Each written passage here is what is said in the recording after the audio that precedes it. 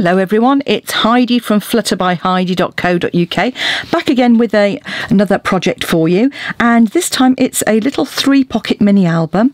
So it's using some beautiful designer series paper, and I haven't actually put my photographs in this one, obviously, because I don't want to spoil the surprise for the person who's going to receive it. But you can see there's 3 pockets in here. Each of these has got a space for some journaling or a photograph.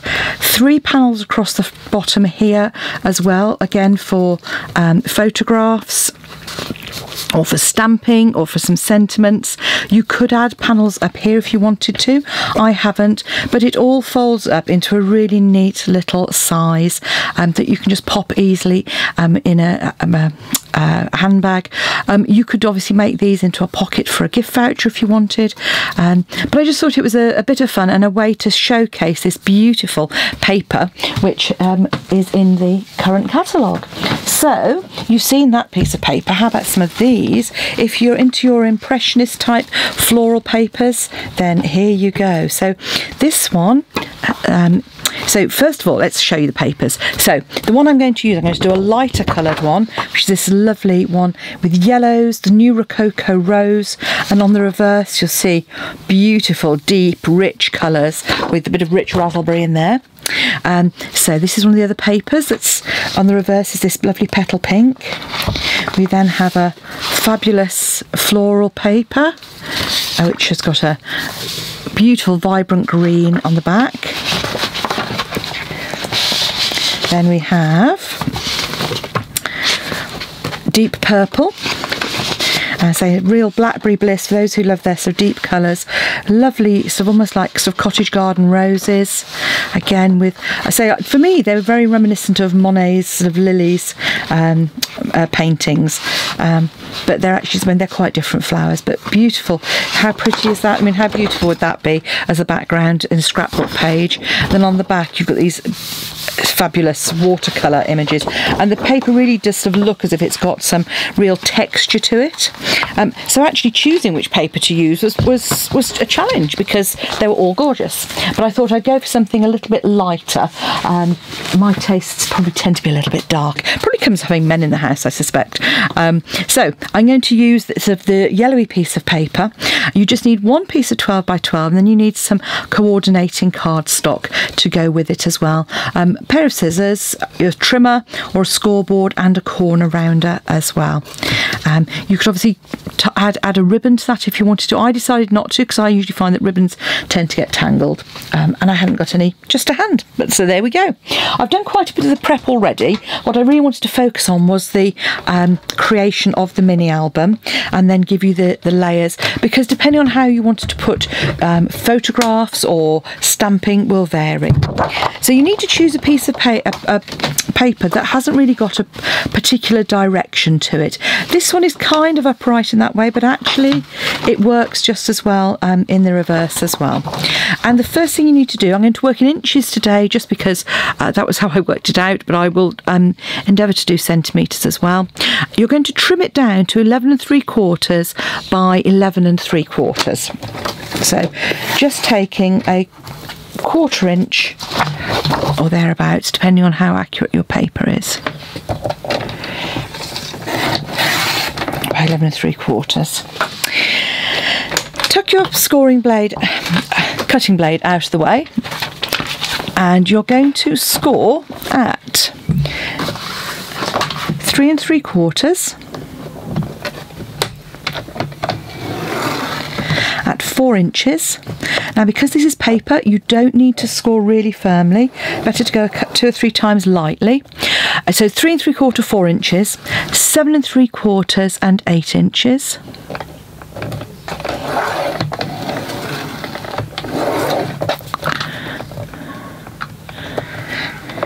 Like so. Then you're going to turn it once, and you're going to score at 5 inches and 10 inches. And if you have a direction, you want to have your direction running across in this way. So 5 inches and 10 inches. Okay. So let's pop our trimmer out of the way. Now you won't be able to see the score lines particularly well, but I'll go through and show them to you. It might be easy to see on the back. So just reinforce those with your fingers. So the ones on the sides are the ones where you've got some narrow. We're going to cut some channels. There we go. So just ease that paper gently, and then reinforce.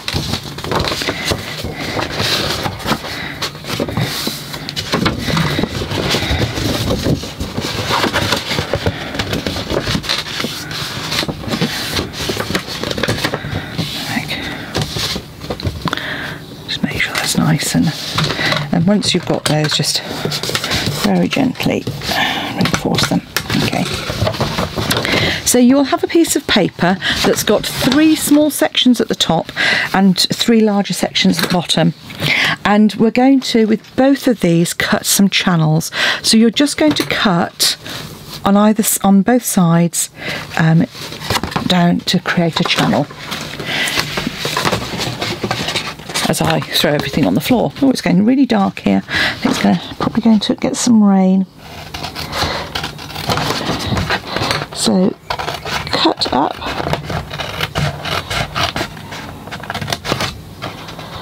And if you've got bigger scissors, then that will obviously make life easier. I'm actually going to turn this over. Oh no, I might stay on the dark side. I've also used a corner rounder just on the top, just because I quite like, when I've got a flap, I quite like the effect of a corner rounder, but also it does make it better, it makes it less likely to catch on things as well. I haven't quite cut up to the score line on that one. Yeah. And just fold the flaps out of the way so you can get in and cut that nice and flush. And again, there. I've just got the last channel to do here. Now, you've got a choice when you're gluing these. You can either use fine red tape, if you've got the narrow red tape, or you can use some, if you've got a fine tip glue. I would recommend a fine tip rather than just your ordinary Tombow, because that tends to spread out a bit, and you can end up with your inserts not going in very well if you're not careful. I've got a lovely floral couple of photographs which I'm going to pop in to this as well. Okay. In fact, I haven't cut that one very straight at all. Ugh. Oh well, never mind. Off we go. Okay, so I'm going to come in with my corner rounder and corner round these top ones. And just remember with your corner rounder, it's always a good idea, so keep it nice and square. I always find I kind of have one that, you know, I'll have sort of like, if I've got 4 corners, 3 of them will be perfect and the 4th one will not. If you can do it on a flat surface so that you can get that nice right angle and you're not wiggling it at all, then that will help. I will usually, there you go, there's my dodgy one. I will usually do this standing up so that I can stand up and look at it. So now what you're going to do is you're going to mark halfway along each of these pockets. And that's because we're going to be punching, and we want to just sort of line that up with the centre. So halfway along is actually at 1 7/8 of an inch. So I'm just going to come along here and just going to make a mark halfway along each of those, because each of these pockets is to 3 3/4. So 1 7/8.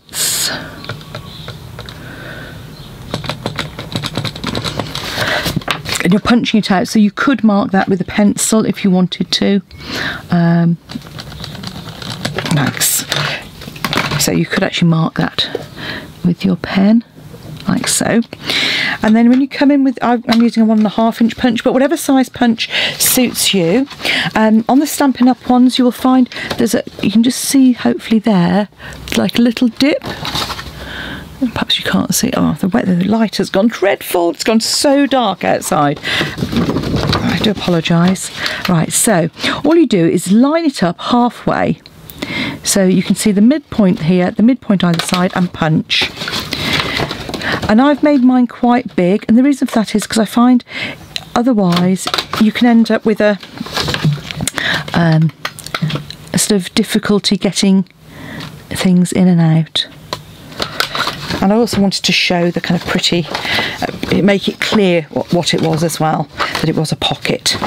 So I'm going to come along and put some red tape along the edges of this. So I'm coming right up to the edge, all the way up to the top. So say if you haven't got the fine red tape, then you may need to make your inserts smaller, because you're obviously not going to have such a wide pocket, or you need to make sure that your glue is really fine. So I have one which has got a fine tip on here, which I pop to a separate bottle I can buy that I just decant some into. And I've just noticed I have not cut that very straight at all. So I'm just going to come in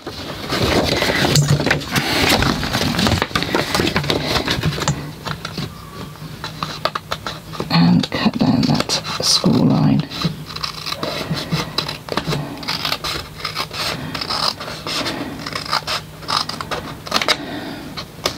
There we go. And the last one.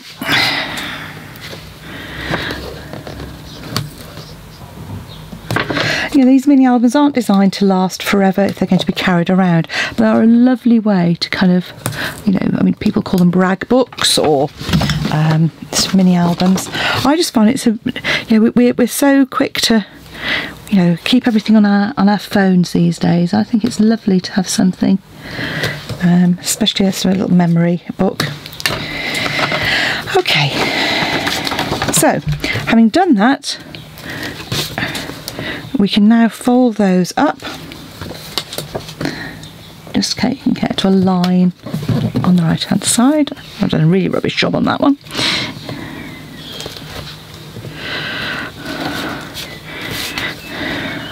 Life's so much easier when you're doing it for yourself rather than on a video. Videos, some people make it look so easy. Perhaps they do lots of takes.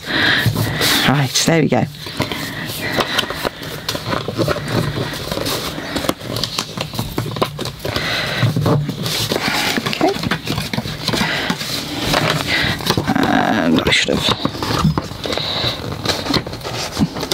Okay, it's all going wrong, guys. I've managed to glue that one skew-if. So what I'm doing is just, there we go. Okay. Right, so now you're going to pop some panels in. So the panels I've created, you'll see, the card is 3 1/4 by 4 3/4, and the photo would be 3 by 4 1/2. So you would just slide those in there, as you can see. And those, and all of a sudden, once you've got those in, they actually make it feel quite a bit more substantial. So you just slide those in there, and as I said, by having the bigger dip at the top, it's easy to see that that's a pocket to bring out. And those come over the top like so. And then we've got 3 panels to go across the bottom here, like so. And these are, the card is 2 3/4 by 3 1/2, and the photo would be 2 5/8 by 3 5/8. And those just pop, and I'm not going to glue those down at the moment. Those just pop in the centre there.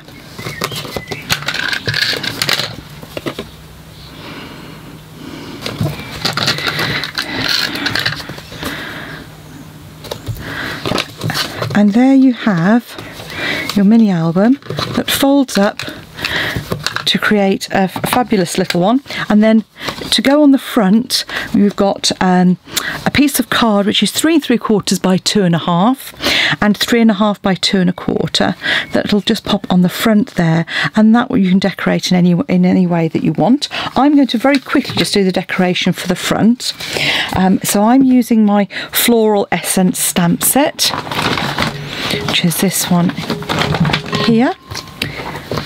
Okay, and I'm just going to use my Rococo Rose for the sentiment in the middle, and I'm going to do my sentiment first, because you want to make sure, even though this is really warm. Here we go. That's actually, I haven't cleaned that properly from my Blackberry Bliss. Okay.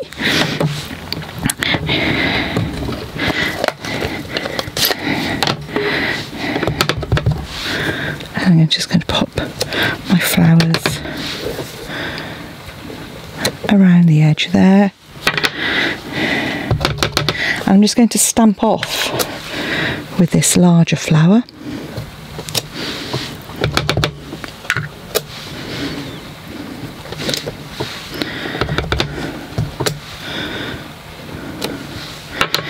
And then just add some accents with my crushed curry.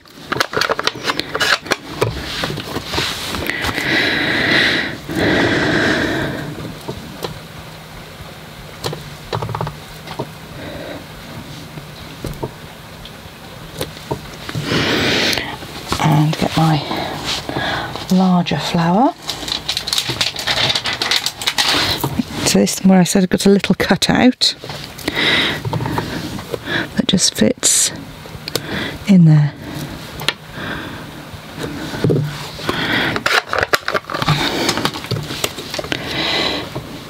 So we can just pop that on the front of our layer.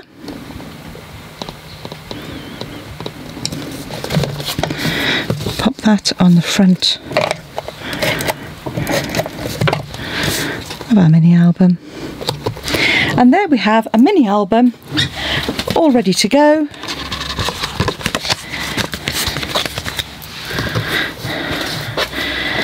And here you go. So thank you for watching. I hope you've enjoyed it.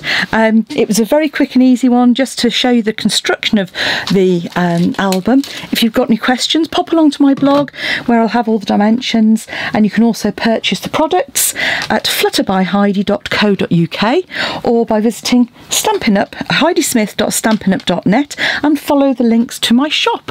Thanks for watching. Bye now.